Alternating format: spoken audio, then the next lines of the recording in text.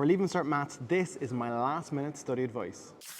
So for paper one, there are some core topics that you should need to know before you go into the exam. The first one is differentiation. Second one will be algebra, and you'll see those two topics intermingled between section A and section B. Then I would make sure your functions is good, and then complex numbers. They are core to paper one. As you begin to study up towards the exams, it's really, really important that when you're studying on a given day, you don't study all different topics. Pick one topic and study it well and practice actively doing questions. That's so important. There are formulas and things you need to know that are not on the log tables. So while you've got time, get a flashcard and write them down on a flashcard. The morning of your exam, you go in, the last thing you look at is that flashcard so it's fresh on your brain. So a lot of students ask me, how do you divide up your study time where it's more focused on paper one or more focused on paper two now?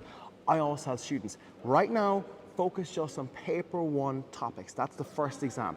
Over that weekend, between paper one and paper two, that is when you'll lock in for paper two. There's enough time that weekend to crack through all the topics you need for paper two. So if you're sitting paper two in Leaving Cert Maths, this is how you study.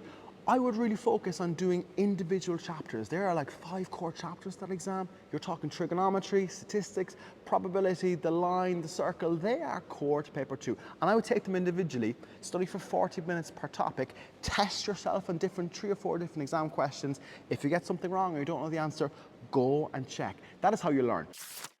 Before you go into your maths exam, please make sure that your calculator is okay. The next thing that's really important, if you get bogged down in a maths question, you circle it and you move on.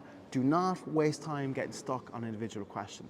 And the last thing that you need to be told as you walk out that car into that exam is the method gives you the marks. It's not about the final answer. Focus on getting the method and you'll get the marks that way.